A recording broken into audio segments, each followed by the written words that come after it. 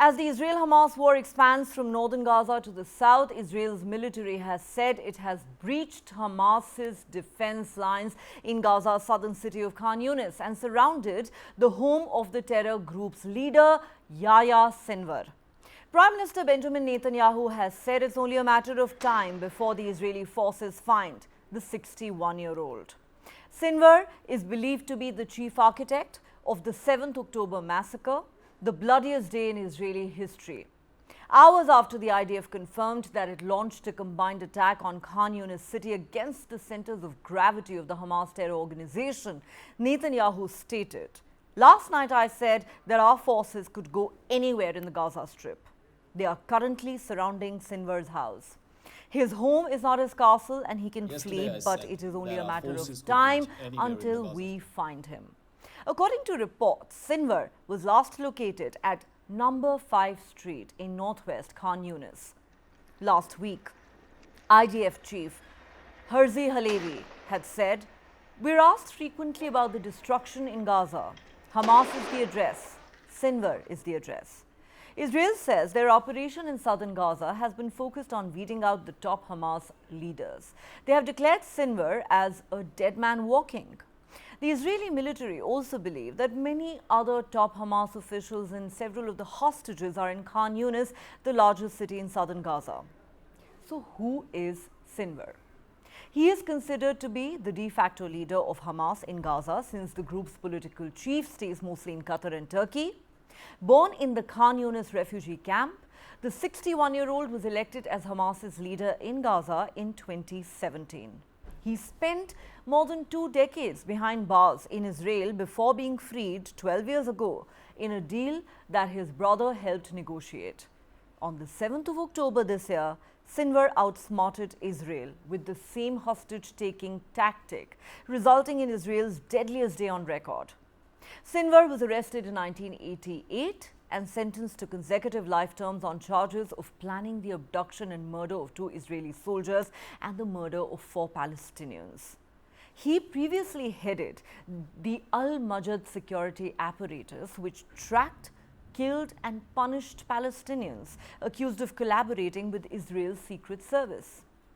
Israelis believe Sinwar is hiding underground somewhere in Gaza, negotiating with world powers over hostage releases. Meanwhile, UN Secretary General Antonio Guterres has warned that the humanitarian system in Gaza may collapse and public order could completely break down. He also invoked Article 99 of the founding UN Charter, a rarely used rule to refer the situation in Gaza to the UN Security Council, urging its members to avert a humanitarian catastrophe and terming the ongoing war as a threat to international peace and security.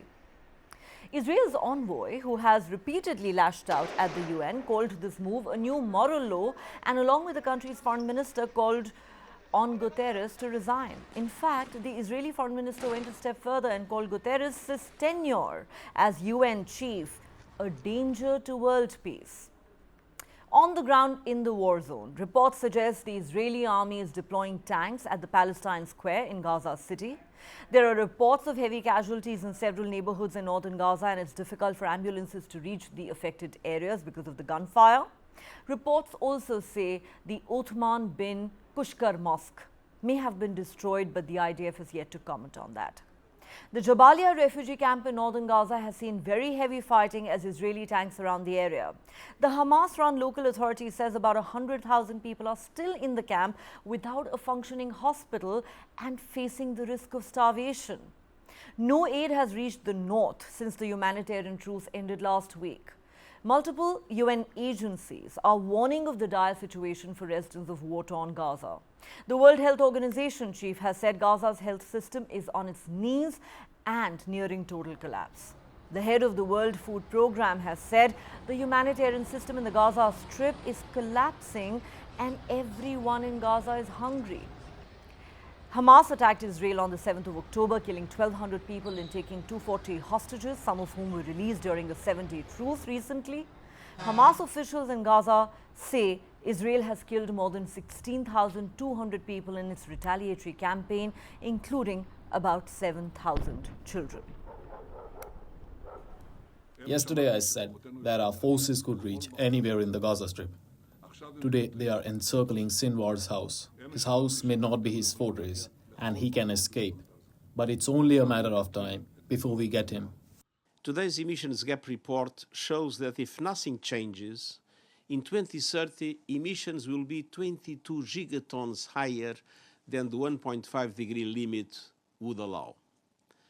Given the scale of the loss of human life in Gaza and in Israel in such a short amount of time, the Secretary General has today delivered a letter to the President of the Security Council invoking Article 99 of the Charter of the United Nations.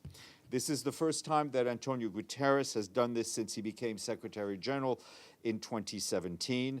Article 99 states, and I quote, that the Secretary General may bring to the attention of the Security Council any matter in his opinion that may threaten the maintenance of international peace and security.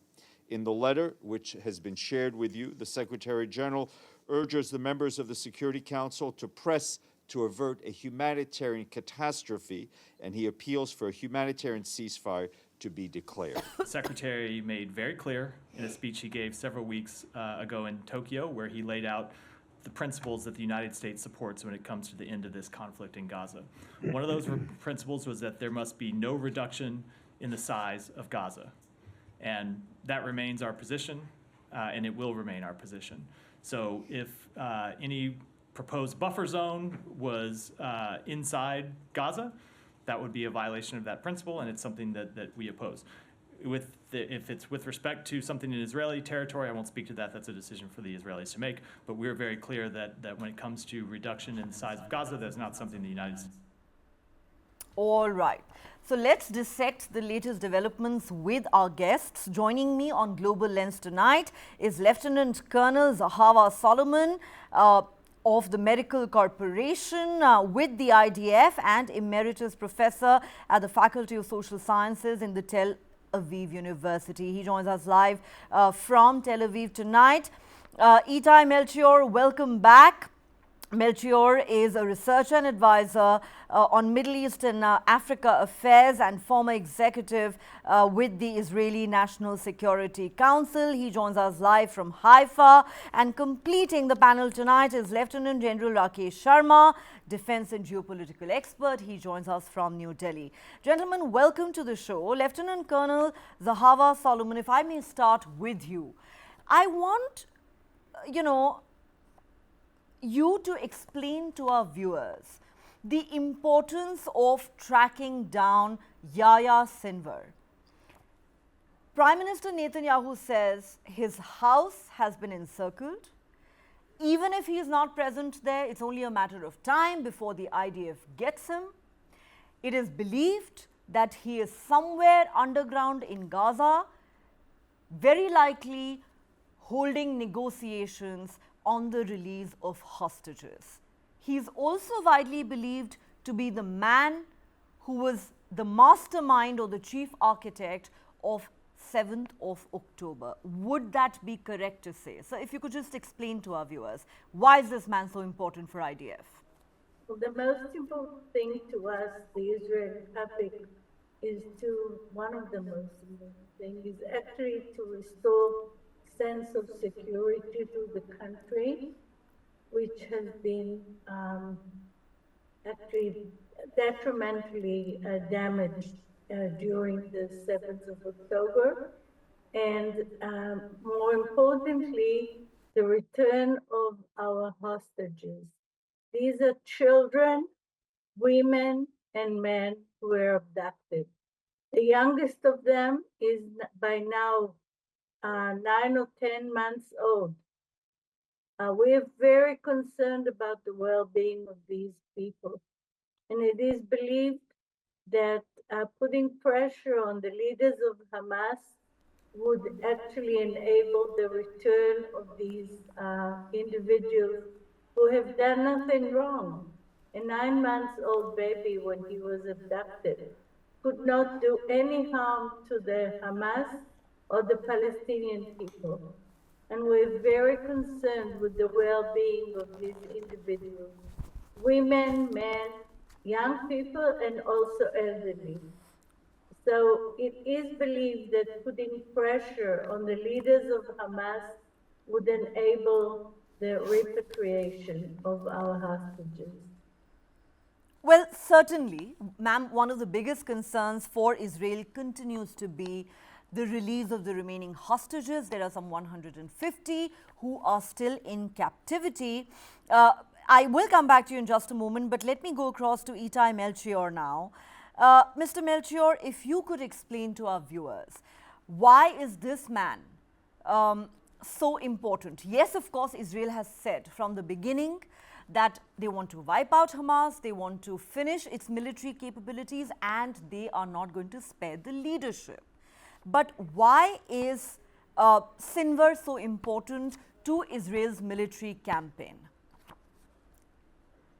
Yes, so we all know that war is not only about war, and in many cases there's a lot of symbolism attached to war and what happens. So of course, when you get to a leader of this organization, this will be a strong, a moral blow to the forces, to the troops. I will also even speculate that even once he is killed, and that will not be fully confirmed, the Hamas will not let out that news. Because again, symbolism is important, the spirit is important, and the fighters, the terrorists are fighting for their leader. So getting the leaders, of course, anybody can be replaced. And of course, the fact that his house is being surrounded is, again, it's what I just mentioned, it's symbolism. It doesn't mean we know he's not there. He's well underground and in hiding and in a location which is difficult to get to. But just the fact that we are in his house and around his house is a strong moral blow, even though most Gazans who are not connected to the world net will have no knowledge of this, because of course they get a different picture of what is going on in Gaza than the viewers in around the world who are getting actual live images that are also supplied by the Israeli army. So let me ask you this question. You and other Israelis are saying that this is symbolically significant, that Sinwar's house has been surrounded. You believe he is very much in Gaza, hiding underground. Prime Minister Netanyahu has expressed the confidence that it's only a matter of time before IDF gets him. But again, to understand the importance of Yahya Sinwar, would it be correct to say that, one, Israel believes that he indeed was the chief architect of the 7th October massacre, and two, that it was Sinwar who over the years led the Israeli leadership to believe that Hamas was no longer interested in fighting, that it wanted to focus on issues of governance instead? Well, you are spot on, Neha, because of course, again, as the leader, he's the architect, and even if there were people under him doing the detailed planning, of course, the leadership is in charge. We discussed this from the other side of the Israeli leadership's responsibilities. Of course, he is the one who's responsible for this, and he's certainly the mastermind. He's someone to be reckoned. He's an educated man. He's a leader. He's popular. And of course, everything that happens today in Gaza is under his leadership, under his spirit. So that's what makes him so important. Again, the minute that he is killed, someone else will step into his shoes, and Hamas will still have a leader. We actually did him a favor by killing one of his big competitors in the Hamas a few days ago, another contender for the position, which actually maybe even helped him. But in the end, Israel has always stood behind this, that we need to catch, kill, or bring to sentence anybody who's done big harm to the Jewish people. I don't know if your viewers are aware, but Israel even fought Nazi criminals who did hideous crimes against Jews even before the establishment of the State of Israel. Then the Israeli state used the Mossad to catch and bring to justice Nazi criminals. The same is true for the Munich massacre during the Olympic Games, which after Israel went on a worldwide hunt for the perpetrators and the leaders. So Israel has always stood fast that people who perpetrate this kind of crime have to pay the price.